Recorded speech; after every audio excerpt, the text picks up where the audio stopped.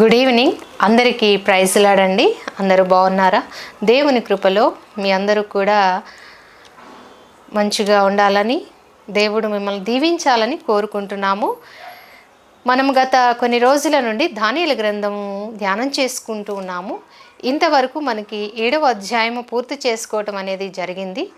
ఈరోజు మన ధ్యానాంశము దానియేలు గ్రంథం 8వ అధ్యాయము ధ్యానం చేసుకుందామండి. దానియేలుకు 8వ అధ్యాయంలో ఒక దర్శనం వచ్చింది. అందులో పొట్టేలు కనపడింది, మేకపోతు కనపడింది. ఏమిటి ఆ దర్శనం అని మనం ఆలోచన చేస్తే విగ్రహం కనపడింది.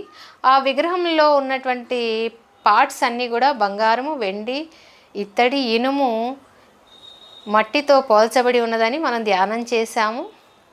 అదే దర్శనము మరలా 7వ అధ్యాయంలో కూడా దానియేలు చూసినట్లు చూస్తాము. సేమ్ నెబుకద్నెజర్కి వచ్చినటువంటి దర్శనమే 7వ అధ్యాయంలో దానియేలు కంటాడు. అయితే ఆ నెబుకద్నెజర్కేమో విగ్రహం రూపంలో కనపడింది, దానియేలుకేమో 4 రకాల జంతువుల రూపంలో ఆ దర్శనం కనపడినట్లు మనం గమనిస్తాం. 7వ అధ్యాయంలో ఏముందంటే 4 జంతువులు ఉన్నాయి. ఒకటి పులి, రెండవది ఎలుకబంటు, మూడవది చిరుత పులి, 4వది మృగము, భయంకరమైనటువంటి మృగమని మనం ధ్యానం చేయటం జరిగింది. అలాగే ప్రియులారా, దానియేలు గ్రంథం 8వ అధ్యాయంలో కూడా దానియేలుకు ఒక దర్శనం వచ్చిందండి. దానియేలుకు ఎందుకు దర్శనాలు వస్తున్నాయి అంటారు? దేవుడు ఆ కాలంలో ఎంతోమంది ఉన్నారు కదా మాట్లాడటానికి. దానియేలుకే ఎందుకు వస్తున్నాయి అంటే దానియేలు ప్రత్యేకమైన జీవితాన్ని దేవుని కొరకు జీవించాడు కాబట్టి దేవుడు ప్రపంచ భవిష్యత్తుని దానియేలు కాలం నుండి రాబోయే కాలంలో ఏమేమి జరగబోతున్నాయి, ఏ ఏ రాజ్యాలు, ఏ ఏ రాజులు, ఏ ఏ ప్రాంతాలను ఏలుబడి చేస్తారు, ఎలా పతనం అవుతుంది, దేవుని రాజ్యం ఎలా వస్తుంది అనేటువంటి గొప్ప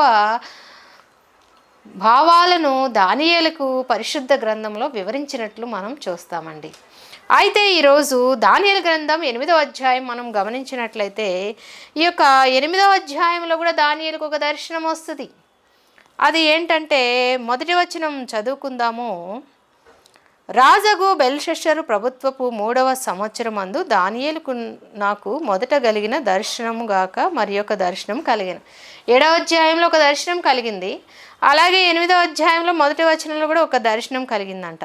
ఏంటంటే ఆ దర్శనము 2వ వచనము, నేను ఏలామను ప్రదేశ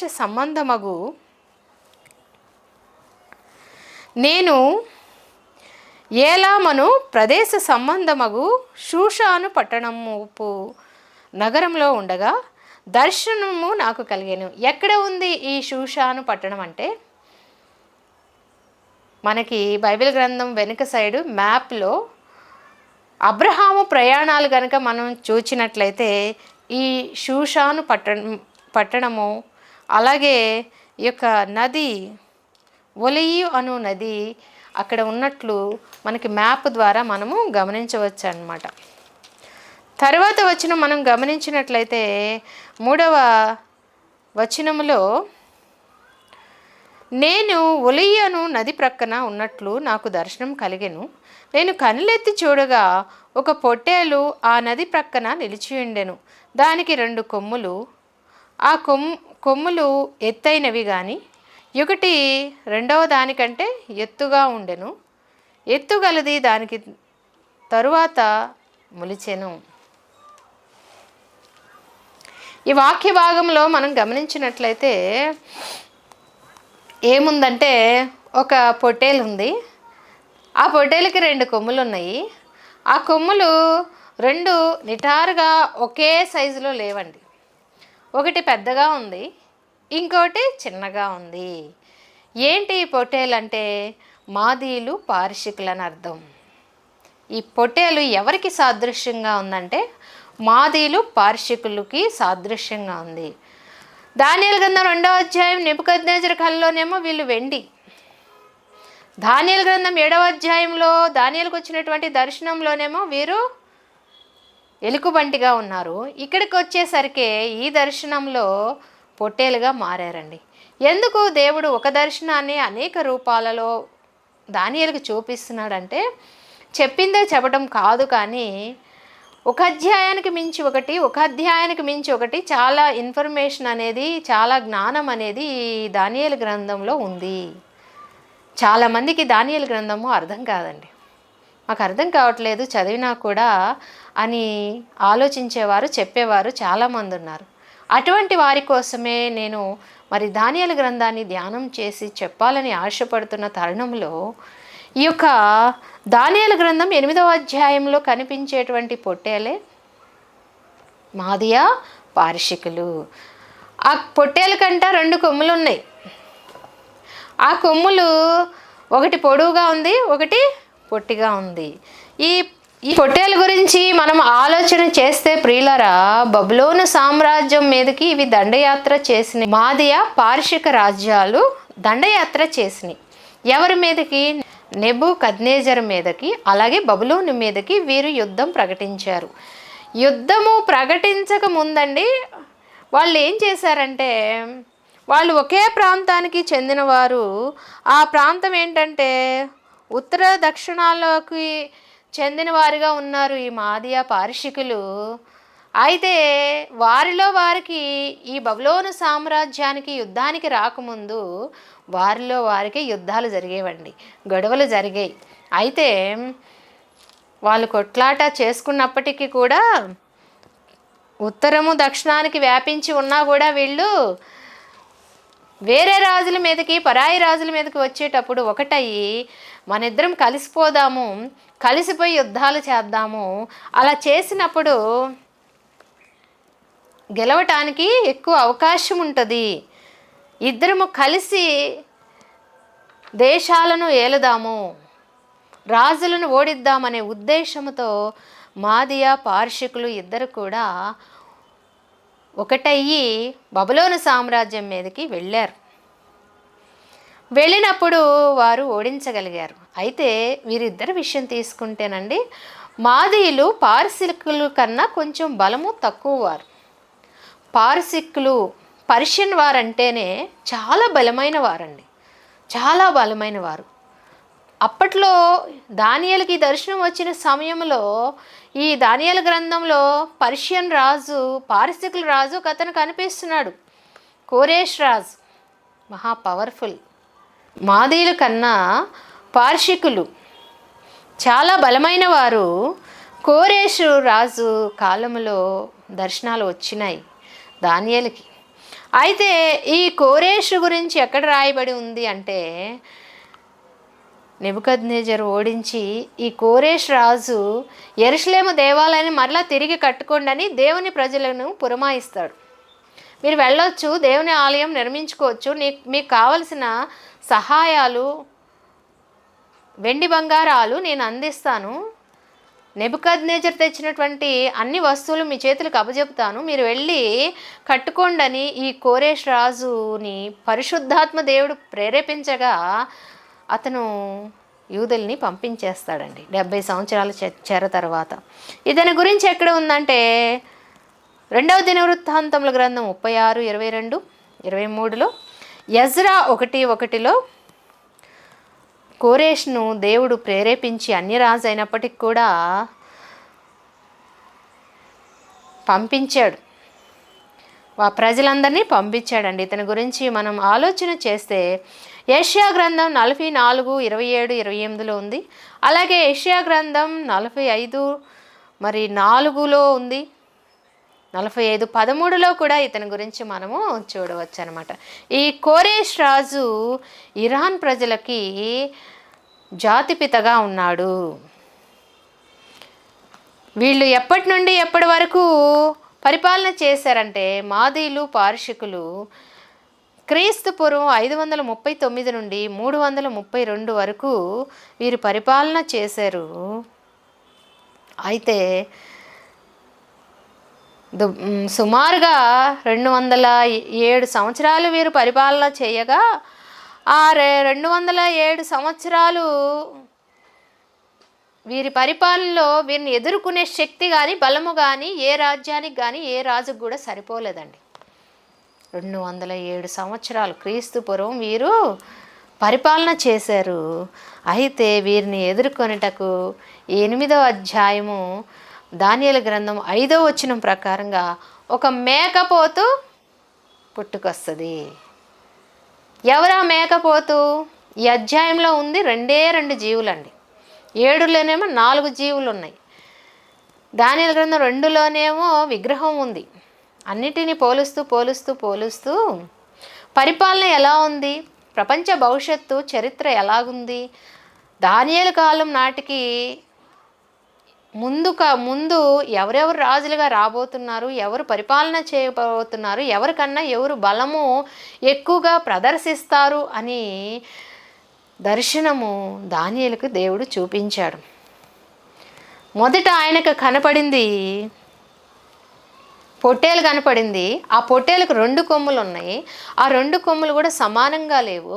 ఒకటి మాదీలు, ఒకరు పార్షికులు. అయితే ఆ పొట్టేలు బలమైన రాజ్య పరిపాలన చేసింది 207 సంవత్సరాల వరకు దగ్గరగా బలంగా ఉంది, ఎవరు ఎదిరించలేనంతగా.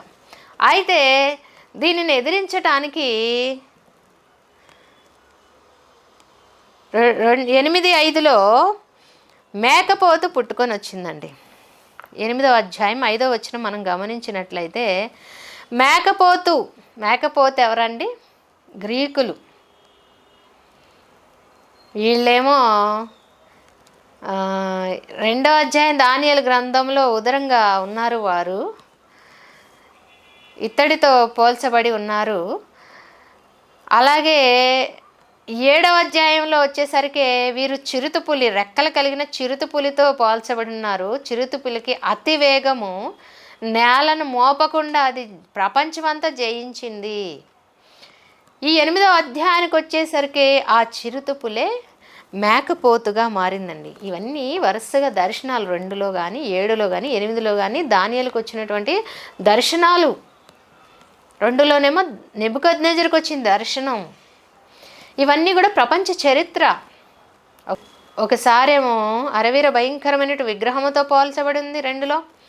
ఒకసారేమో 4 జీవులతో పోల్చబడి ఉంది, రాబోయే రాజులు. ఇక్కడికి వచ్చేసరికి 8వ అధ్యాయములో మేకపోతు, చిరుతపులే మేకపోతుగా ఉందంట. అది కాలు నేలన మోపకుండా జయించుకుంటా వెళ్తుందంట. ఎవరా మేకపోతు? ఎవరండి ఆ మేకపోతు? Alexander the great. చిన్న వయసులోనే అన్ని విద్యలు వంట పట్టించుకొని ఘనముగా పరిపాలన చేస్తూ అన్ని విద్యలు, అరిస్టాటిల్ అన్ని విద్యలు నేర్పించాడు. యుద్ధ నైపుణ్యాలు ఉన్నాయి అతనికి. అతి చిన్న వయసులోనే 20వ సంవత్సరంలోనే అతను రాజ్యపాలన చేస్తూ ప్రపంచమంతా తిరుగుతూ చిన్న పిల్లవాడు అతను ఏం చేశాడంటే ప్రపంచం మొత్తాన్ని నలుదిక్కుల కాలు కింద మోపకుండా, చిరుతకి భలే వేగం కదండి ఇక్కడ మేకపోతు. ఆ మేకపోతు అంట ఏం చేసిందంటే అలెగ్జాండర్ ది గ్రేట్ ఏం చేశాడంటే ఈ మాదియా పార్షికులను ఓడించాడు, పొట్టేలును ఓడించాడు, దానికి ఉన్న 2 కొమ్ములను విరగగొట్టాడు. అంటే రాజ్య పరిపాలన మాదియా పార్షికుల చేతిలో నుండి ఈ అలెగ్జాండర్ ది గ్రేట్ గ్రీకుల చేతిలోనికి వచ్చిందండి. ఇతని కాలము కూడా మనం గమనించినట్లయితే ఇతను ఎప్పుడు చనిపోయాడంటే BC 223లో ఇతను చనిపోయాడు. అలెగ్జాండరు చాలా గొప్పవాడు కదండి. తల్లి లాంటి అందం ఉంది, తండ్రి లాంటి యుద్ధ నైపుణ్యాలు ఉన్నాయి. అతి చిన్న వయస్సులోనే అనేక ప్రాంతాలను, దేశాలను కొల్లగొట్టి సంపదను దోచుకొని, యుద్ధ సామాగ్రిని దోచుకొని యుద్ధంలో అన్నీ చేయాలనండి. ఒక భారతదేశం పురుషోత్తముడి చేతిలోనే అతను ఓడిపోయాడు. అలాగా ఈ యొక్క మేకపోతంట ముందు ఉన్నటువంటి జంతువుని ఓడించి, పొట్టేలను ఓడించి రాజ్యము అధికారం అంతా చేతిలోకి తీసుకుంది. అయితే ఈ మేకపోతుకి అలెగ్జాండర్కి ఎక్కువ ఆయుష్ లేదు. కేవలం 33 సంవత్సరాలు మాత్రమే కేవలం 33 సంవత్సరాలు మాత్రమే అతను రాజ్య పరిపాలన చేసి ఉన్నాడు. కాబట్టి ప్రియులారా, ఆ మేకపోతు కంట తరువాత పరిపాలన చేయబోయే వాళ్ళు ఎవరున్నారో వాళ్ళని ఈ 8వ అధ్యాయము 6వ వచనం వీటిల్లో 7వ వచనంలో ఎలా కనపడుతుందంటే, అలెగ్జాండర్ చనిపోయే ముందు 4 సైన్యాధిపతులకి రాజ్యాన్ని అప్పచెపుతాడు. నలుదిక్కులా వెళ్ళండి, మీరు నలుదిక్కులా వెళ్ళి మీరేం చేస్తారంటే రాజ్య పాలన చేయండి, గ్రీకులు పరిపాలన చేయండి, గ్రీకులు ఈ ప్రపంచాన్ని ఆక్రమించుకున్నారనేటువంటి వార్త అందరికీ తెలియాలి.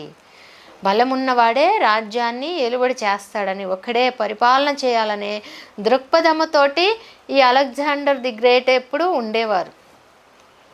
అలా ఆయుష్ లేదు, బలం ఉంది, ధనం ఉంది, జ్ఞానం ఉంది, చిరుతుపులి వేగం ఉంది, యుద్ధాలు జయించగలిగినటువంటి సామర్థ్యం ఉంది. కానీ దేవుడు అతనికి ఆయుష్ ఎక్కువ కాలము ఇవ్వలేదండి.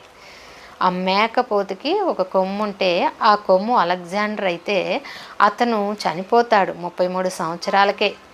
చనిపోయిన తర్వాత ఆ మేకపోతు కంట ఆ కొమ్ము నుండి 4 కొమ్ములు మొలుస్తాయి. ఆ 4 కొమ్ములు ఏంటంటే అలెగ్జాండర్ తర్వాత తన సైన్యమైనటువంటి గ్రీకులైనటువంటి సైన్యాధిపతులు ఆ యొక్క రాజ్యాన్ని ప్రపంచాన్ని ఏలుబడి చేసే వారిగా అలెగ్జాండర్ చివరి సమయంలో ఎన్నుకున్నాడు. ఎన్నుకొనబట్టే అతను నలుదిక్కుల ఆ యొక్క రాజ్యాన్ని వారికి అప్పగించారు. ఆ 4 కొమ్ములు ఏంటంటే మనుషులే, సైన్యాధిపతులే, అలెగ్జాండర్ నమ్మినటువంటి బంటులు, నమ్మినటువంటి వారు అధికారంలోనికి వస్తారు. వాళ్ళ పేర్లు కూడా మనకి రాయబడి ఉన్నాయండి. మొదటి వ్యక్తి పేరు లిసిమేకాస్ అనేటువంటి వ్యక్తి ఉన్నాడు. అతను చిన్న ఆసియా, గ్రేస్ ఉత్తర భాగం అంతా కూడా ఏలుబడి చేస్తాడండి. అలాగే కసాండర్, 4 కొమ్ముల పేర్లు, 4 సైన్యాధిపతుల పేర్లు నేను చెబుతున్నాను. ఒక అతను లిసిమెకాస్ అనేటువంటి వ్యక్తి, రెండో అతను కసెండర్ అనేటువంటి వ్యక్తి, మూడో అతను టాలమీ అనేటువంటి వ్యక్తి, 4వ వాడు సెల్యూకస్ అనేటువంటి వ్యక్తి. వీళ్ళు భూభాగాన్ని నలుదిక్కులా పంచుకున్నారు. ఓవరాల్గా వీరు పరిపాలన చేసేదంతా ఒక రాజ్యం కిందే, గ్రీకుల క్రిందే, గ్రీకు రాజ్యము కిందే వారు నలుదిక్కుల ప్రపంచానికి అలెగ్జాండరు గెలిచినటువంటి అన్ని ప్రాంతాలకి వారు అధిపతులుగా ఉంటూ రాజ్య పరిపాలన ముందుకి సాగించారండి. అంటే సుమారుగా ఈ 4 అధిపతుల యొక్క కాలములో అంతర్జాతీయంగా గ్రీకు అనేటువంటి పదము మారుమోగింది. గ్రీకుల సామ్రాజ్యం పాలన కావచ్చు, వారి భాష కూడా ఒకానొక సందర్భంలో అంతర్జాతీయ భాషగా మనము చూడవచ్చు. ఇలాగ చెప్పుకుంటూ వస్తున్నాడు. ముందేమో పొట్టేలు ఉంది, ఆ పొట్టేలుకి 2 కొమ్ములు ఉన్నాయి అన్నాడు మాదియా పార్షికులు వారు. వాళ్ళు బలమైన రాజ్య పాలన చేశారు కొంతకాలం అని చెప్పారు. తర్వాత దానిని ఎదుర్కొనటానికి మేకపోతే ఒకటి వచ్చింది. ఆ మేకపోతే అలెగ్జాండర్ చనిపోయాక వారి పరిపాలనలో ఉన్నటువంటి గ్రీకులైనటువంటి అధికారులు 4 కొమ్ములుగా నలుదిక్కుల ప్రపంచాన్ని పంచుకున్నారు. అయితే ఇక్కడ చూద్దాము, ఇంకా క్రింది భాగాలు మనము గమనించినట్లయితే ఈ 3 కొమ్ములంత బలమైనవి కాదు, కానీ 4వ కొమ్మైనటువంటి సెల్యూకస్ నుండి తర్వాత ఒక కొమ్ము, చిన్న కొమ్ము మొలుస్తుంది అంటాడు. ఫస్ట్ ఈ మేకపోతుకి ఫస్ట్ కొమ్ము అలెగ్జాండర్ ది గ్రేట్ అండి. దానికి 4 కొమ్ములు మొలవటం అంటే ఈ 4 సైన్యాధిపతులు, వాళ్ళలో నుండి ఇంకో చిన్న కొమ్ము లెగుస్తుందంట. అంటే ఏంటంటే వీళ్ళ 4 కూడా కాంపిటీషన్ ఉంది. ఆ కాంపిటీషన్లో బలముగా ముందుకు వెళ్ళిన వ్యక్తి ఎవరంటే సెల్యూకస్ అనేటువంటి వ్యక్తి అండి. ఇతను BC 175లో ఈ కొమ్ము లేచింది సెల్యూకస్ అనేటువంటి వ్యక్తి. అంటే దానియేలు గ్రంథం సుమారుగా క్రీస్తు పూర్వం 551లో ఆయనకు దర్శనం వస్తే సుమారుగా ఈ చిన్న కొమ్ము సెల్యూకస్ 175వ సంవత్సరంలో వచ్చాడండి. అంటే ప్రియులారా, దానియేలుకు ముందు జరగబోయే కాలములో వచ్చిన దర్శనం ఇది. ఈ కొమ్ము ఈ సంతానం నుండే, సెల్యూకస్ సంతానం నుండే అంతియోకియా 4 అనేటువంటి వ్యక్తి, అంటే అంతియోకియా 1, 2, 3 అలా పెట్టుకుంటారండి వాళ్ళ పేర్లు. అంతియోకస్ 4 అనేటువంటి వ్యక్తి చిన్న కొమ్ముగా పిలువబడ్డాడు. ఈ 8వ అధ్యాయంలో క్రిందకి చదువుకుంటా వెళ్తేనండి, ఇతను ఏం చేస్తాడంటే యెరూషలేముపై కన్నేస్తాడు. సుమారుగా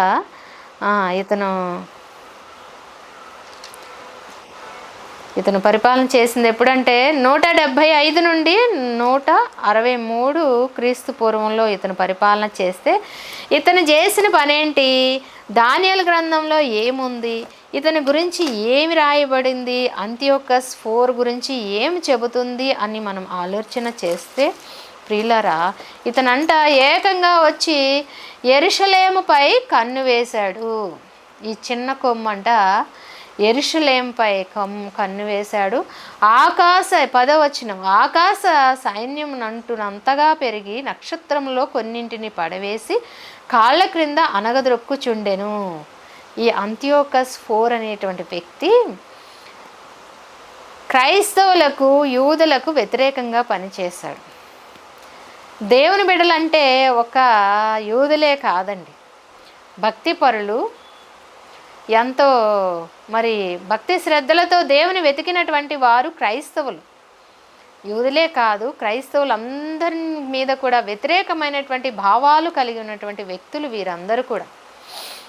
ఈ గ్రీకుల చివరి రాజు అంతియోకస్ 4 అంటే గ్రీకుల సామ్రాజ్యం ఇతనితో పతనం అవబోచుంది, అయిపోతుంది. ఇంకా గ్రీకుల సామ్రాజ్యం అంతం అయిపోతుంది, పతనం కాబోతుంది ఇతనితో. అయితే పతనం అయ్యే ముందు ఇతను పుట్టి ఇతను దేని మీద కన్నేశాడంటే యెరూషలేము మీద కన్ను వేశాడండి. వేసి ఏం చేశాడంటే యెరూషలేము దేవాలయాన్ని అపవిత్రం చేయాలని అనుకున్నాడు. మనకి దానియేలు గ్రంథము ఇక్కడ మనం గమనించినట్లయితే, దానియేలు గ్రంథము 8వ అధ్యాయము 9 కనుక మనం గమనించినట్లయితే, ఈ కొమ్ములో దానిలో నుండి ఒక చిన్న కొమ్ము మొలిచెను. అంటే సెల్యూకస్లో నుండి అంతియోకియా 4 పుట్టాడు. అది దక్షిణముగాను తూర్పుగాను ఆనంద దేశపు దిక్కుగాను అత్యధికముగా బలపడెను.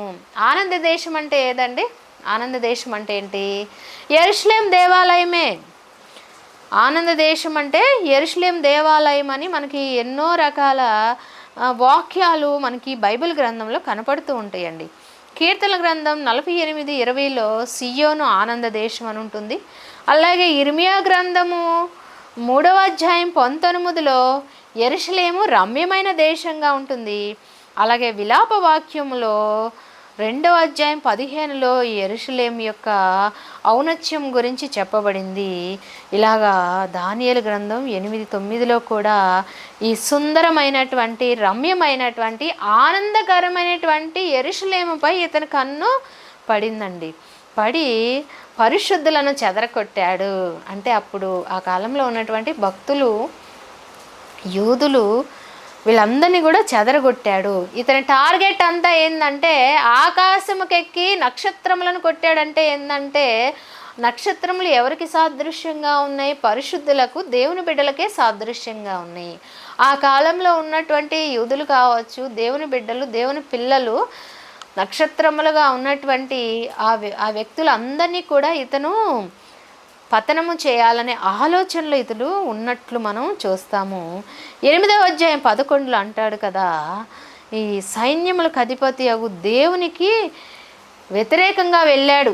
ఈ అంతియోకస్ 4 అనేటువంటి వ్యక్తి దేవుని బిడ్డలకు, దేవుని ఆలయానికి, దేవునికి సైన్యములకు అధిపతి అగు దేవుడు అంటే ఎవరండి?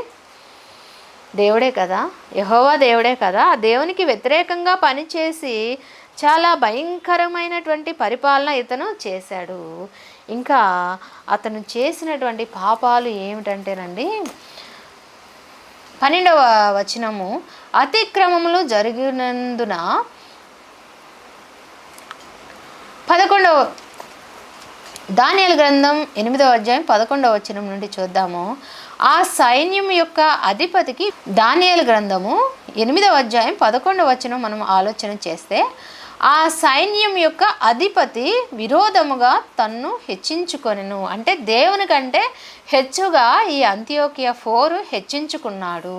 ఇంకా అనుదిన బలియార్పణములను నిలిపివేసి ఆయన ఆలయమును పడద్రోసెను. చూడండి ఎంత నీచుడో. దేవుని బిడ్డలను, పరిశుద్ధులను నాశనం చేయడమే కాక అనుదిన బలులు జోలు కూడా వెళ్ళాడు. యెరూషలేం దేవాలయంలో అనుదిన బలులు జరుగుతాయి తెలుసా అండి? ఎలా జరుగుతాయి అంటే, దేవుని యొక్క పిలుపును బట్టి దేవుడు వారికి ధర్మశాస్త్రము ద్వారా కొన్ని అనుదిన బలులు ఎలా అర్పించాలి అనేటువంటి విషయాన్ని దేవుడు వారికి చెప్పాడండి. ధర్మశాస్త్రం ప్రకారము ఆరాధనలు, బలియార్పణలు ఎలా జరగాలి అనేటువంటి విషయాన్ని అతను నిర్గమాకాండం 29:38లో మరి దేవుని ఎదిరించటం, దేవునిది యొక్క అనుదిన ఆరాధన బలియార్పణలను నిలిపివేయాలి అనేటువంటి ఆలోచనతో ఇతను ఉండి ఏం చేస్తున్నాడంటే, అక్కడ జరిగేటువంటి ధర్మశాస్త్రం ప్రకారం దేవుడు జరిపించాలని కోరినటువంటి ఆ యొక్క మోషే ధర్మశాస్త్రపు అలవాట్లు, నియమాలను వాళ్ళు బలియార్పణగా చేస్తూ ఉంటే అవి నిలిపివేశాడండి. నిలిపివేయటమే కాక ఇంకొక పాపపు పని ఏం చేశాడంటే, ఆ యొక్క పరిశుద్ధ స్థలములో ఒక దేవుని ఆలయంలో అనుదినము జరగవలసినటువంటి బలియార్పణలు ఆపేశాడు. మోషే ధర్మశాస్త్రం ప్రకారం నిర్గమాకాండం 29:33లో ఉంటుంది కదా, వాళ్ళు బలియార్పణగా ఏం చేయాలంటే, ఏడాది ఉన్నటువంటి గొర్రె పిల్లను 2 బలి చేయాలండి. మోషే ధర్మశాస్త్రం ప్రకారం రోజుకి 2 గొర్రె పిల్లలను, ఉదయం 1, సాయంకాలం 1. ఆ గొర్రె పిల్లలు కూడా ఎంత వయసు ఉండాలంటే సంవత్సరమే ఉండాలి. సంవత్సరం ఉన్నటువంటి గొర్రె పిల్లకి ఏ లోపాలు, ఆరోగ్య సమస్యలు, మచ్చ, డాగు ఏమీ లేకుండా ఉంటాయి. కాబట్టి దేవుడు అనుదిన బలులలో 2 గొర్రె పిల్లలను రోజుకి సమర్పించమని, బలి చేయమని అడిగినప్పుడు ఆ యొక్క గొర్రె పిల్లలను బలించటం అనేది ఆపివేసి ఇతను తన బలమును ఉపయోగించి ఏం చేశాడంటే ప్రియులారా, అతి పరిశుద్ధ స్థలంలో ఆ యొక్క బలులు అర్పించేటువంటి ప్రదేశంలో ఒక అపవిత్రమైన జంతువుని, యూదులకు అపవిత్రంగా మోషే ధర్మశాస్త్రం ప్రకారం చెప్పినటువంటి పందిని అతను గొర్రె పిల్లల బదులు వెళ్ళి అపవిత్రమైన కార్యాన్ని చేశాడు అని 8వ అధ్యాయంలో రాయబడి ఉంది. ఆ అపవిత్రమైనటువంటి కార్యము ఏంటంటే, ఒక పందిని తీసుకెళ్ళి అక్కడ బలించి బలి పీఠము చుట్టూ ఆ పంది యొక్క రక్తాన్ని పోస్తాడండి. అది ఒక అపవిత్రమైన జంతువు. ఆ జంతువును తీసుకెళ్ళి ఇలా చెయ్యటమే కాక ఇంకా అతను ఏం చేశాడంటే, అంతియోకియా 4 ఏం చేశాడంటే, దేవుని బలియార్పణలు ఆపి దేవుడు ఉండవలసినటువంటి అతి పరిశుద్ధ స్థలములో ఏమి నిలబెట్టాడంటే, ఇతను పూజించేటువంటి ఆ యొక్క జ్యూస్ అనేటువంటి విగ్రహాన్ని ప్రతిష్ఠించాడు. ఎంత పాపం చేశాడో చూడండి. బలియార్పణలను ఆపటమే కాకుండా, పరిశుద్ధులను, దేవుని బిడ్డలను చంపడమే కాకుండా, ఇంకా ఆ పందిని బలి అర్పణ చేసి దాని రక్తమును పూయటమే కాకుండా ఇంకా ఏం చేశాడంటే, అతి దారుణాతి దారుణంకి ఏంటి అతను ఒడిగట్టినటువంటి సంగతి అంటే ప్రియులారా, జ్యూస్ అనేటువంటి దేవతా విగ్రహాన్ని తీసుకొచ్చి అక్కడ ప్రతిష్ఠించాడు. యూదుల ప్రకారంగా విగ్రహారాధన అనేది దేవునికి అత్యంత అసహ్యమైన హేయమైనటువంటి క్రియ. ఆ పని చేశాడండి అంతియోకస్ IV. గ్రీకు సామ్రాజ్యం అంతం కాబోతుంది ఇతనితో. ఇతనే చివరి రాజు. అంత అపవిత్రమైనటువంటి కార్యాన్ని అతను చేయటం చూస్తాము. అయితే ఇక్కడ చూడండి, అంతియోకస్ IV చేసే సమయములో ఈ అపవిత్రమైనటువంటి కార్యాలు, ఆలయాన్ని కూలద్రోయాలని, ఆలయంలో జరిగే బలియార్పణలను సమర్పణలను ఆపాలని, ఆలయంలో పందిని తీసుకొచ్చి వాళ్ళు బలియార్పణ చేయటము, ఇంకా జ్యూస్ అనేటువంటి దేవతను బలించే సమయములో అక్కడ ఒక యాజకుడు పని చేస్తున్నాడండి. ఎవరున్నారంటే అక్కడ ఒక యాజకుడు పని చేస్తున్నాడు. ఆ యాజకుని పని ఏంటంటే ఆ యాజకుని యొక్క పేరు ఏమిటి అని మనం ఆలోచన చేస్తే మతీతియా అనేటువంటి యాజకుడు. ఆ యాజకుని పేరు ఏంటండి? మతీతియా అనేటువంటి యాజకుడు ఈ అంతియోకస్ IV యెరూషలేం దేవాలయాన్ని ఆగం చేస్తూ నాశనం చేయాలని తలంచి చేస్తున్నప్పుడు ఇతను అక్కడ యాజకుడిగా ఉన్నాడు. పరిశుద్ధ ఆలయములో యెరూషలేములో ఇతను ఒక యాజకుడిగా పనిచేస్తున్నాడు. అతని పేరు మతీతియా అనేటువంటి యాజకుడు. అయితే ఈ అంతియోకస్ IV ఏం చేశాడంటే, ఈ మతీతియాను, నువ్వు నీ దేవుడికి బలియార్పణలు ఎలాగైతే గొర్రె పిల్లలను బలి ఇస్తున్నావో అలాగే మా దేవతకు ఈ పందిని ఈ యొక్క బలియార్పణలు చేయమని, ఆ దేవతకి ధూపము వేయమని, ఆ దేవతను పూజించమని, ఆ దేవతని కొనియాడమని అతనిని బలవంతం చేసినప్పుడు ప్రియులారా, ఈ మతీతియా అనేటువంటి యాజకుడు ఆ పని చేయడానికి ససేమిర ఒప్పుకోడండి. నా దేవుడికి నేను ఏ బలియార్పణలు చేయకపోయినా, పూజించకపోయినా, ధూపం వేయకపోయినా పర్వాలేదు, కానీ నీ దేవత అయిన జ్యూస్కి మాత్రం ఆ దేవతకి నేను బలియార్పణలు చెయ్యను, ఇంకా ధూపం అనేది నేను వెయ్యను అని ఖచ్చితంగా చెప్పేసి ఏం చేస్తాడంటే, ఆ యెరూషలేము దేవాలయాన్ని వదిలి అతనికి సంబంధించిన కుటుంబాన్ని, అతనికి సంబంధించిన కొంతమంది వ్యక్తులను తీసుకొని వేరే చోటకి పారిపోతాడు. ఎదురు తిరుగుతాడు. అంతియోకస్ IVకి ఈ యాజకుడు మతీతియా అనేటువంటి యాజకుడు ఏం చేస్తాడంటే, నీతో రాజీ లేదు, నీతో నాకు యుద్ధమే, నా దేవుడికి నేను యాజకత్వ ధర్మము చేయకపోయినా పర్వాలేదు, కానీ నీ దేవతకి మాత్రం నేను పూజలు చెయ్యను అని ఖచ్చితమైన నిర్ణయం తీసుకొని తనకు సంబంధించిన వ్యక్తుల కుటుంబాన్ని తీసుకొని పారిపోతాడు. పారిపోయిన వాడు ఎలా పారిపోయాడంటే, అతను వెళ్ళిన తర్వాత ఒక గొప్ప ఉద్యమాన్నే అతను తీసుకొని వచ్చాడండి. ఎలాంటి ఉద్యమము? ఒక యుద్ధాన్ని తీసుకొని వచ్చాడు ఒక యాజకుడు. యాజకుడు ద్వారా అక్కడ ఒక ఉద్యమం జరిగింది. ఉద్యమకారుడు ఎవరంటే ఒక యాజకుడు.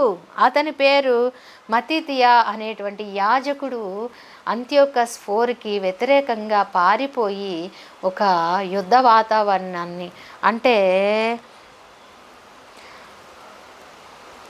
అతను ఎదురు తిరిగాడు.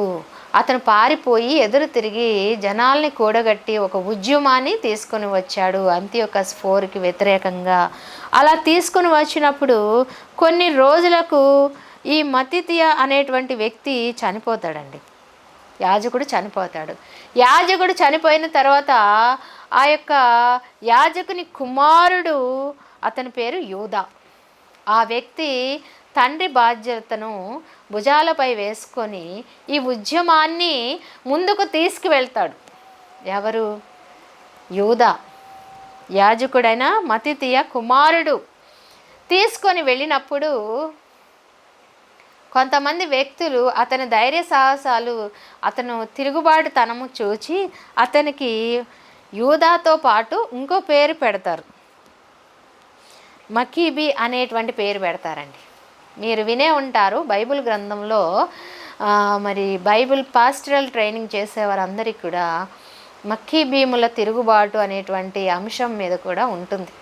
ఆ మక్కీబీల గురించి బైబిల్ గ్రంథంలో రాయబడలేదు, కానీ మొదటిసారి అంత్యోకియా 4 అనేటువంటి వ్యక్తి ఆ యొక్క పరిశుద్ధ దేవాలయాన్ని అపవిత్రం చేసినప్పుడు ఈ మక్కీబీముల యొక్క ఉద్యమము అనేది వచ్చింది.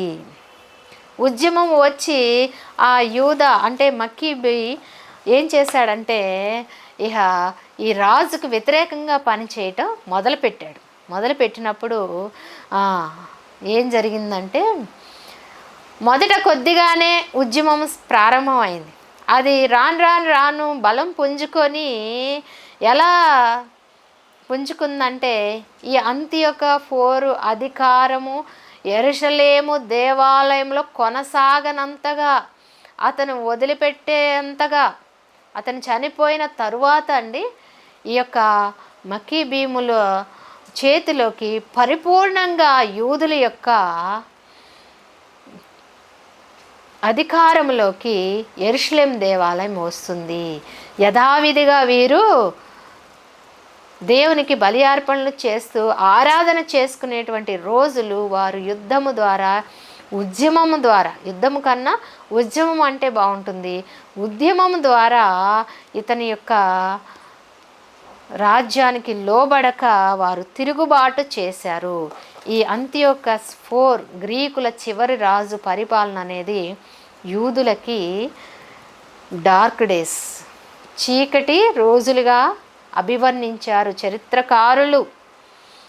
సుమారుగా ఈ డార్క్ డేస్ అయిపోయే సమయంలో, ఈ చీకటి రోజులు సంపూర్తయ్యే సమయంలో క్రీస్తుపూర్వం 167 వరకు ఈ డార్క్ డేస్ నడిచిన 167 క్రీస్తుపూర్వం సంవత్సరం డిసెంబర్ 25వ తారీఖున ఈ ఆగిపోయిన బలి అర్పణలు సైన్యములకు అధిపతి యెహోవాకి మళ్ళా తిరిగి ప్రారంభించటం అనేది జరుగుతుంది.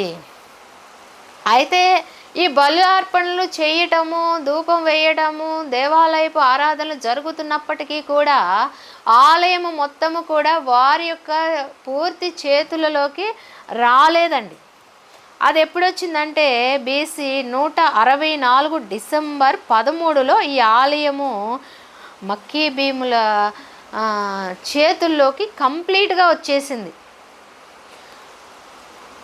వీళ్ళెప్పుడు ప్రారంభించారంటే 164 బీసీలో అంత్యోకస్ 4 చనిపోతాడు. చనిపోయిన తరువాత ఆలయంలోకి సంపూర్ణమైనటువంటి అధికారము అనేది వీరికి వచ్చేసింది. సంపూర్ణమైనటువంటి అధికారం ఎప్పుడు వచ్చిందంటే అంత్యోకస్ 4 చనిపోయిన తర్వాత క్రీస్తుపూర్వం 164లో వచ్చినట్లు మనం చూస్తాము. ఇది శీతాకాలం జరిగింది. డిసెంబర్ అంటే శీతాకాలమే కదండి. వారికి పరిపూర్ణమైనటువంటి అధికారం ఎప్పుడు వచ్చిందంటే 164 డిసెంబర్ 13లో వచ్చింది, అంటే శీతాకాలం. ఇశ్రాయేలీల జీవితంలో ధర్మశాస్త్రం ప్రకారం దేవుడు అనేకమైనటువంటి పండుగలు వారి జీవితంలో ఇచ్చాడండి. అవి ఏంటంటే పులిసిన రొట్టెల పండుగని, పులియని రొట్టెల పండుగని, ప్రథమ ఫలముల పండుగని, వారముల పండుగని, పెంతుకోస్తు పండుగని, శీతాకాలపు పండుగని, ప్రాయశ్చిత్తపు పండుగని, శృంగధ్వనుల పండుగని, ఇలాగా పర్ణశాలల పండుగని, అనేకమైన పండుగలు ఉన్నాయి. ఈ అంత్యోకస్ 4 ఎప్పుడైతే చనిపోతాడో తిరిగి మరలా దేవాలయంలో ఆరాధనలు, బలి అర్పణలు, దేవునికి ధూపం వేయటం ఎప్పుడైతే ప్రారంభం అవుతుందో అప్పుడు ఆ యొక్క డేట్లో డిసెంబర్ 13 బీసీ 164వ సంవత్సరంలో ఎప్పుడైతే ప్రారంభం అవుతుందో దానిని కూడా ఈ యొక్క యూదుల యొక్క క్యాలెండర్లో ఎన్ని పండుగలు అయితే ఉన్నాయో ఈ ప్రత్యేకమైన దినమును 13 డిసెంబర్ను కూడా వారు శీతాకాలపు పండుగని, శీతల పండుగని, శీతాకాలపు పండుగ అని వారు డిక్లేర్ చేసుకొని వాళ్ళు దానిని కూడా కలుపుకున్నారు. అంటే అంతియోక్య 4 అపవిత్రమైన పనులు చేశాడు, దేవుని బిడ్డల్ని హింసించాడు, పరిశుద్ధుల్ని బాధ పెట్టాడు, చంపాడు, మరి అక్కడ అపవిత్రమైన కార్యాలు జరిగించాడు, దేవతను పెట్టాడు, పందిని బలించాడు. ఇవన్నీ అయిపోయిన తర్వాత మక్కీ భీములు ఎప్పుడైతే వారి అధికారాన్ని చేబుచ్చుకొని మరలా ప్రారంభించారో ఆలయపు ఆరాధనలు, ఆ రోజుని శీతాకాలపు పండుగగా ఈ యొక్క యూదులకు దేవుడు ధర్మశాస్త్రం ప్రకారం ఇచ్చిన పండుగలతో పాటు ఈ పండుగను కూడా వారి క్యాలెండర్లో ఎక్కించటం జరిగింది. అది ఎక్కడ ఉందంటే యోహాను సువార్త 10వ అధ్యాయం 22, 23లో ఇది శీతాకాలం పండుగగా మనకి కనపడుతూ ఉంటుంది అన్నమాట. ఈ రకంగా ఈ 8వ అధ్యాయం మొత్తం కూడా రాయబడి ఉంది. మొదట పొట్టేలు వచ్చింది, ఆ పొట్టేలు మాదియా పార్షికులు, 2 కొమ్ములు ఉన్నాయి ఆ పొట్టేలకి, అది మాదియా పార్షికులు. ఒక కొమ్మేమో పొడుగ్గా ఉంది, ఒక కొమ్మేమో పొట్టిగా ఉంది. పొట్టిగా ఉందేమో మాదీలు, పొడుగ్గా ఉన్నదేమో పర్షియన్స్, పారసికులు. వారు చాలా బలంగా ఈ భూమిని అంతా ఆ యొక్క బబులోను సామ్రాజ్యాన్ని గెలిచి ఏలుబడి చేశారు. మాకు తిరుగులేదు అనుకున్నారు. అంతలోగా మేకపోతు అంటే అలెగ్జాండర్, ఒక కొమ్ము కలిగినటువంటి మేకపోతు వచ్చింది. దిట్టంగా ఉంది, బలంగా ఉంది, కాలు కింద మోపకుండా యుద్ధాలు చేసి ప్రపంచం మొత్తాన్ని, ఒక భారతదేశాన్ని తప్పనిచ్చి ప్రపంచం మొత్తాన్ని జయించిన వాడిగా ఉన్నాడు. ఎక్కువ కాలం బ్రతకలేదు, 33 సంవత్సరాలు మాత్రమే అతను బ్రతికి ఉన్నాడు. ఆ తర్వాత చనిపోయే ముందు తన రాజ్యంలో ఉన్న సైన్యాధిపతులకి ఈ యొక్క ప్రపంచమును పాలించేటువంటి అధికారాన్ని ఇచ్చాడు. అవి 4 కొమ్ములు. ఆ 4 కొమ్ములు కూడా నలుదిక్కుల ప్రపంచాన్ని పంచుకొని గ్రీకులు పాలన కింద వారు పరిపాలన చేశారు. ఆ తర్వాత సెల్యూకస్ అనేటువంటి కొమ్ములో గుండా ఒక అంతియోకస్ 4 అనేటువంటి వ్యక్తి పుట్టుకొని వస్తాడు. అతను దేవాలయంతో పెట్టుకున్నాడు. పాపము చేయటమే కాకుండా ఇంకా దేవాలయంతో పెట్టుకొని అపవిత్రమైన పనులన్నీ చేశాడు. ఒక విషయం అండి, గ్రీకులు అన్యులు, అంతియోక్య 4 అన్యరాజు. అయితే అన్యరాజు వచ్చేసి ఆలయముని పడగొడుతుంటే, ఆలయమును దోచుకుంటుంటే, లేకపోతే ఆలయంలో అపవిత్రమైన కార్యాలు చేస్తుంటే, పందిని బలిస్తుంటే, మరి అలాగే అపవిత్రమైనటువంటి మరి వారి యొక్క దేవతల విగ్రహాన్ని ప్రతిష్ఠిస్తుంటే దేవుడు ఏం చేస్తున్నాడు? దేవుడు ఎందుకు అతన్ని అనుమతించాడు? అతను అనుకుంటాడు ఇది అంత నా బలమే అనుకుంటాడు, కానీ అతని బలము కానే కాదు. దేవుడు అనుమతిస్తే తప్ప తన సొంత బలముతో యెరూషలేం దేవాలయంలోకి అతను అడుగు పెట్టలేడు. ఎందుకు అనుమతించాడు దేవుడని మనం ఆలోచన చేస్తే ప్రియులారా, యూదుల యొక్క పాపాలు, దోషాలు, వారు దేవునిపై చేసినటువంటి తిరుగుబాటు కారణమే ఈ యొక్క అంతియోక్య 4 దేవాలయాన్ని అపవిత్రము చేయుటకు కారణం.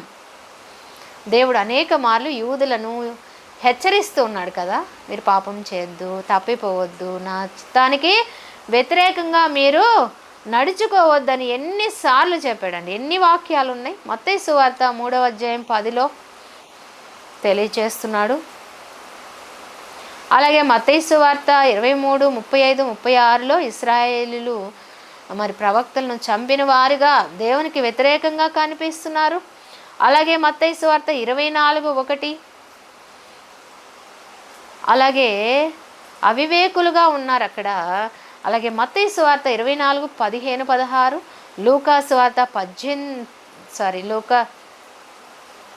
లూకా సువార్త 19:41,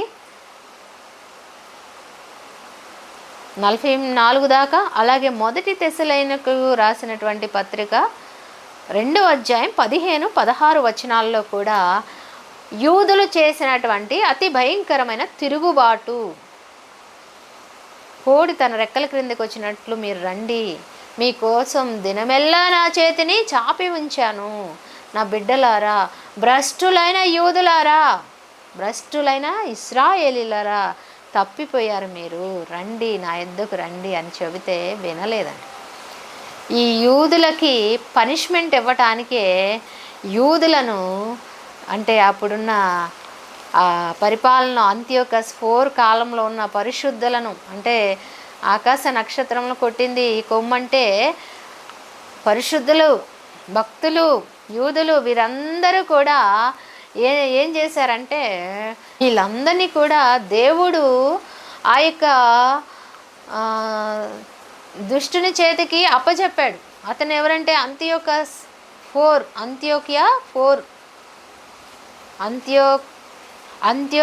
4 అనేటువంటి వ్యక్తి చేతికి అప్పచెప్పాడంటే ఊరికే ఏం అప్పచెప్పలేదండి. తన సొంత ప్రజలను దేవుడు ఎందుకు అప్పచెప్తాడు? తిరుగుబాటు చేశారు కాబట్టి, దేవుని మాటకి లోబడలేదు కాబట్టి. అలాగా తిరుగుబాటు చేసి ఈ యొక్క యూదుల పాపమే అతను వచ్చి ఆ యెరూషలేము దేవాలయాన్ని కొల్లగొట్టడానికి కావచ్చు, ఇంకా అపవిత్రం చేయడానికి కూడా కారణమై ఉన్నాడు. కాబట్టి ప్రియులారా, ఇదంతా ఎప్పుడు జరిగింది? దానియేలుకి దేవుడు చెబుతున్నాడు కదా. ఏమని చెప్తున్నాడంటే అక్కడ చూద్దాము.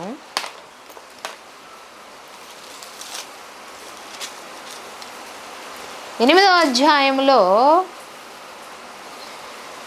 ఈ 15వ వచనం నుండి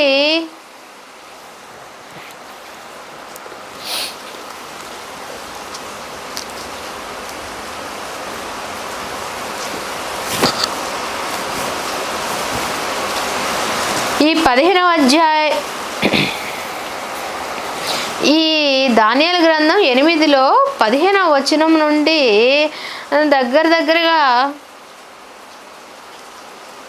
25 వచనాల దాకా దానియేలుకు వచ్చినటువంటి దర్శనం గురించి చెప్పాడు. మాది పార్షికులు వచ్చేసేమో పొట్టేలు, ఈ అలెగ్జాండర్ ది గ్రేట్ ఏమో మేకపోతు వచ్చేసి ఈ మాదియా పార్షికులను ఓడించిన తర్వాత అతను త్వరగానే చనిపోతాడు. అలాగే 4 కొమ్ములు ఉంటాయి, సర్వాధికారం అంతా వాళ్ళకి అప్పచెప్పి చనిపోతాడు. ఆ 4 కొమ్ముల్లో నుండి ఒక కొమ్మైన సెల్యూకస్లో నుండి ఇంకో కొమ్ము, చిన్న కొమ్ము పుట్టుకొని వస్తుంది. అతనే అంతియోకస్ 4 అని, అతను ఇలా అపవిత్రం చేశాడని చెబుతూ అలా కిందకి వచ్చాడండి. అక్కడ వచ్చి కూడా 25లో అంటాడు చూడండి, మరియు అతడు ఉపాయము కలిగిన వాడై మోసము చేసి తనకు లాభము తెచ్చుకొనును. అతడు అతిశయపడి తన్ను తాను హెచ్చించుకొనెను. క్షేమంగా నున్న కాలమందు అనేకులు సంహరించును. అతడు రాజాతి రాజుతో యుద్ధము చేయును. ఆ రాజాతి రాజు ఎవరంటే దేవుడే, సైన్యములకు అధిపతి అయిన యెహోవా దేవుడు. దేవునితో పెట్టుకున్నాడు. ఇతను దేవాలయముతో పెట్టుకొని దేవునితో పెట్టుకున్నాడు. దేవుడు ఉండవలసిన పరిశుద్ధ స్థలంలో అపవిత్రమైనటువంటి విగ్రహాన్ని, జ్యూస్ అనేటువంటి విగ్రహాన్ని, దేవతను తీసుకొచ్చి ప్రతిష్ఠించాడు.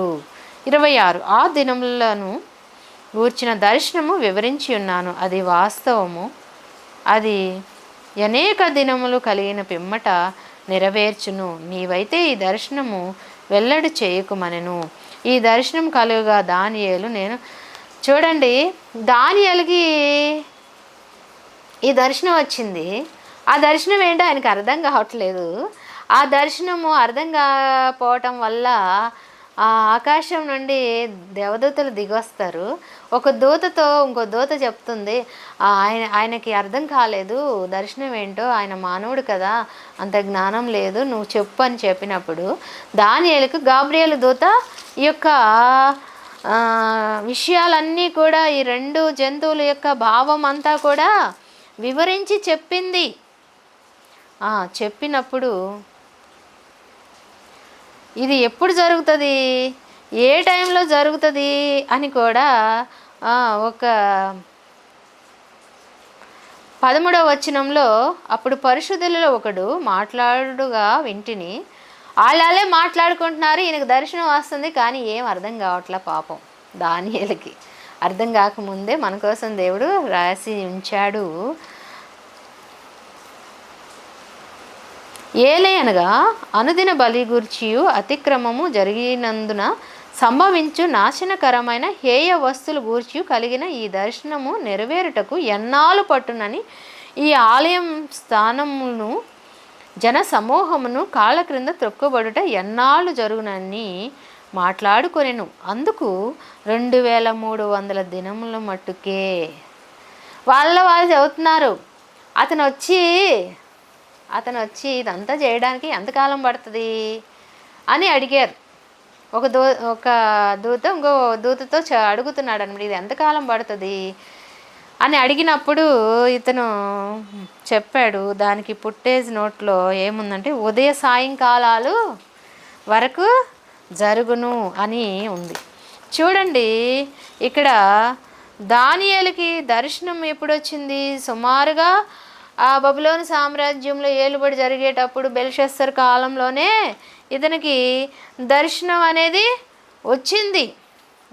కానీ ఇది ఎప్పుడు జరిగిందంటే గ్రీకుల కాలమే మొత్తం కలిపితే క్రీస్తు పూర్వం 332 నుండి 167 వరకు గ్రీకులు పరిపాలన చేసింది. అంటే అంతకాలం పరిపాలన చేశారు. అందులో ఈ అంతియోకస్ 4 వచ్చే సమయం ఏంటంటే 175 BC. ఆ కాలంలో జరుగుతుంది. అంటే దానియేలుకి దగ్గర 500 సంవత్సరాల చిల్లర టైంలో దర్శనం వస్తే ఇది జరిగేది ఎప్పుడంటే బహుదినాలు ఉన్నాయి. ఆ దినాలు ఇన్ని రోజులని లెక్కగట్టి చెబితే అది ఉదయకాలము సాయంకాలం అనేది పుట్టేసి నోట్లో ఇస్తే ఇతను పరిపాలన చేసిన కాలం అంతా కూడా ఎన్ని రోజులు అంటేనండి, సుమారుగా 6 సంవత్సరాలు. ఈ అంతియోకస్ 4 ఎంతకాలం పరిపాలన చేశాడంటే 6 సంవత్సరాలు పరిపాలన చేశాడు. 6 సంవత్సరాల కాలంలో ఈ అపవిత్రమైనటువంటి కార్యాలన్నీ కూడా చేశాడు. అయితే ఇది ఇంకో మాట ఉందండి ఇందులో. ఈ దానియేలు గ్రంథం 8వ అధ్యాయంలో ఈ దర్శనం అంతా కూడా ఎప్పుడు జరుగుతుందంటే అంత్యకాలంలో జరుగుతుందని ఉంది. అంత్యకాలం అంటే అర్థం ఏంటి? అంత్యకాలం అంటే అర్థం ఏంటండి? ప్రపంచం అంతా అంతమయ్యేటప్పుడు జరుగుతుందనే, లేకపోతే యేసు ప్రభు వచ్చేటప్పుడు రెండో రాకడలానే? కాదు. ఈ అంత్యకాలము ఎప్పుడంటే యూదులకి దేవుడు ఒక కాలాన్ని ఇచ్చాడు. ఏ కాలం అంటే యూదులు మోషే ధర్మశాస్త్రం ప్రకారంగా తన బిడ్డలు దేవుని బిడ్డల వారు దేవుని కొరకు ఉన్నారు. యాకోబులో నక్షత్రము ఉదయించినది. సినాయి పర్వతం దగ్గర వారికి వాక్యాన్ని ఇచ్చాడు దేవుడు. ఆ వాక్యాన్ని ఇచ్చి ఆ వాక్యానుసారంగా జీవించమంటే వాళ్ళు అనేక మార్లు తప్పిపోతూ వచ్చారు. వీళ్ళ కాలము ఎప్పుడంటే అంత్యకాలమున జరుగునంటే దానికి అర్థం చెబుతున్నాను. ఆ కాలము ఏంటి అని మనం ఆలోచన చేస్తే మోషే ధర్మశాస్త్రం వారి చేతికి వచ్చిన దగ్గర నుండి లెక్క పెట్టుకుంటే క్రీస్తు పుట్టేంత వరకు కూడా వాళ్ళదే కాలం. సొంత బిడ్డలుగా యూదులని అంగీకరించి వాళ్ళకొక స్పెషల్ ప్లేస్, స్పెషల్ స్టేటస్సే దేవుడు వారికి ఇచ్చాడు. యేసు ప్రభు వచ్చేంత వరకు వారు స్పెషల్ స్టేటస్లో ఉన్నారు. ఎవరు?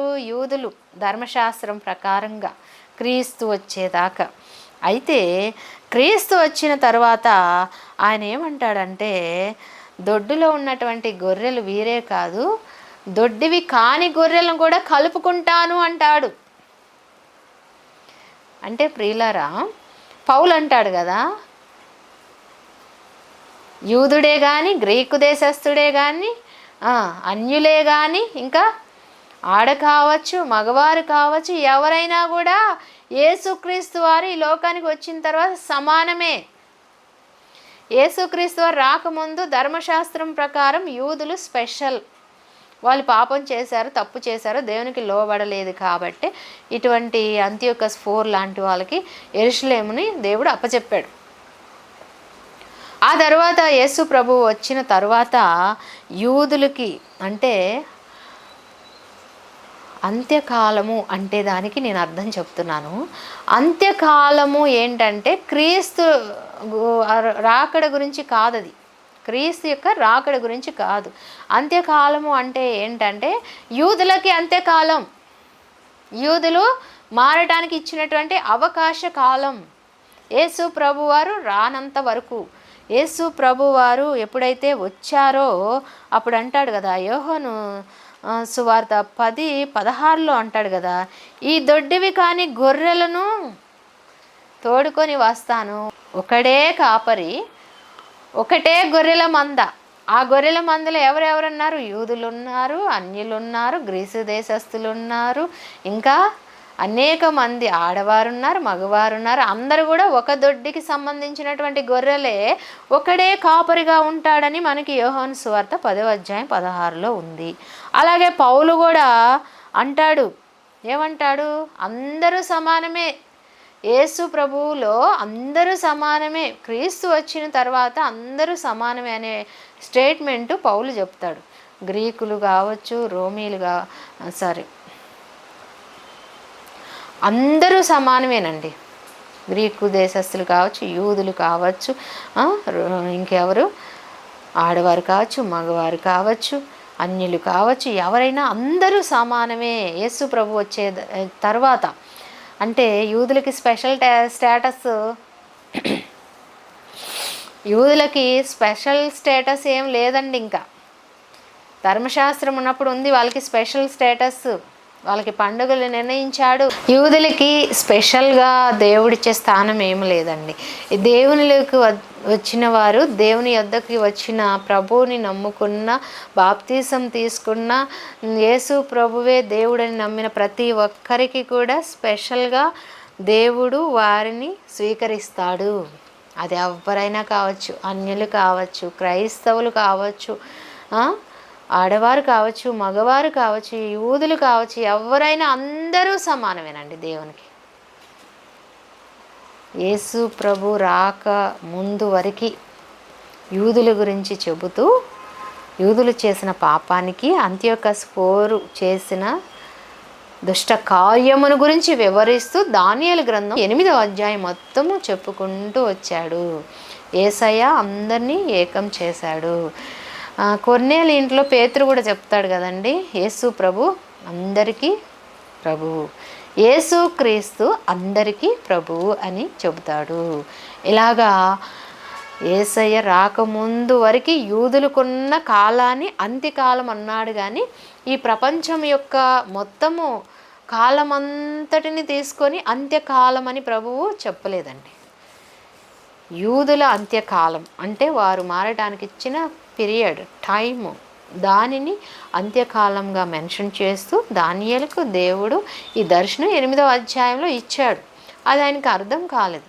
అర్థం కాకపోగా పాపం ఈయనకు అర్థం కాలేదనేసి ఆకాశం నుండి దేవుని దూతలు కిందికి వచ్చి, అయ్యో ఇతనికి అర్థం కాలేదు, మనం భావం విప్పి చెప్పాలని ఒక మాట చెప్పారు. ఇంకా ఇదంతా ఎప్పుడు జరుగుతుంది, ఏ సమయంలో జరుగుతుంది అన్నప్పుడు క్రీస్తు పూర్వం 500 కాలంలో దగ్గరగా దానియేలుకి ఈ దర్శనం వస్తే క్రీస్తు పూర్వం 174 కాలం వరకు అప్పుడు జరిగింది. అంటే చాలా చాలా చాలా కాలం తర్వాత, కొన్ని సంవత్సరాల తర్వాత, శతాబ్దాల తర్వాత ఇది జరిగింది.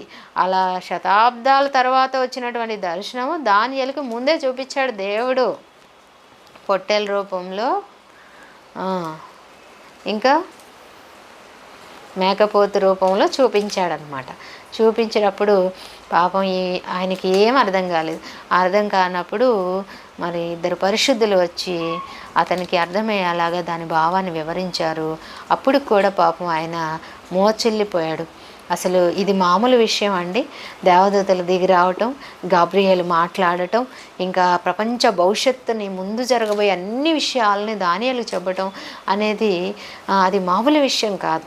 అర్థం చేసుకోవాలంటే మానవునిగా అతని శక్తి చాలలేదు కాబట్టి జ్ఞానాన్ని ఇచ్చి తర్వాత దాని భావాన్ని వివరించాడు.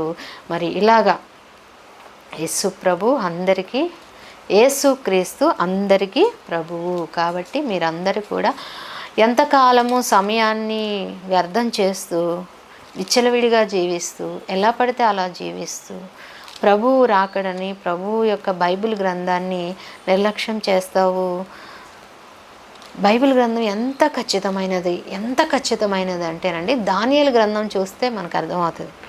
డేట్లతో సహా, సంవత్సరాలతో సహా, పరిపాలన కాలము, రాజులు ఏ సమయంలో ఎవరు రావాలి అనే విషయాలు అక్షరాల పొల్లు పోకుండా ఇప్పటి చరిత్రకారులు వివరించిన విధానంలో దానియేలుకి మొత్తం దర్శన రూపంలో దేవుడు అప్పుడే చూపించాడు. ప్రపంచం యొక్క భవిష్యత్తు, భూమి యొక్క భవిష్యత్తు ఎలా ఉందనేది దానియేలు కాలంలోనే దేవుడు అంచనా వేసి చూయించాడు. మరి ఈ అధ్యాయాలన్నీ దేవుడు మనల్ని దర్శించుటకు, మనం మారుటకు, మనము ఆయన బిడ్డలుగా మారుటకు, ఆయన మనల్ని స్వీకరించుటకు ఈనాడు మన చేత ఈ యొక్క మాటలు దేవుడు పలికిస్తూ ఉన్నాడు. కాబట్టి ఆయనే నిజమైన దేవుడని మనందరం గ్రహించి దేవుని చిత్తంలో మన జీవితాలను మనం మార్చుకుంటూ ముందుకు వెళ్ళాలని కోరుకుంటూ ఈ చిన్న వాక్యాన్ని దేవుడు దీవించి ఆస్వాదించుగాక. ఆమేన్. చిన్న ప్రార్థన చేసుకుందామండి. పరిశుద్ధుడా, గనుడ, వందనములు, స్తుతులు, స్తోత్రాలయ. ఇంతదనుకు నా తండ్రి, మీరు నాయన మాతో ఎంతో సూటిగా అయా జరిగిపోయిన చరిత్రను, జరగవలసిన అయా కార్యములను మాకు దానియేలు గ్రంథం రూపంలో మాకు అయా ముందు ఉంచారు నాయన. 2 రాజ్యాలను చూపించారు నా తండ్రి. ఆ 2 రాజ్యాలు ఒకరినొకరిని ఎలా జయించుకున్నా, ఏం జరగబోతుంది అనేది దానియేలుకు ముందుగానే చూపించిన దైవమ్మ.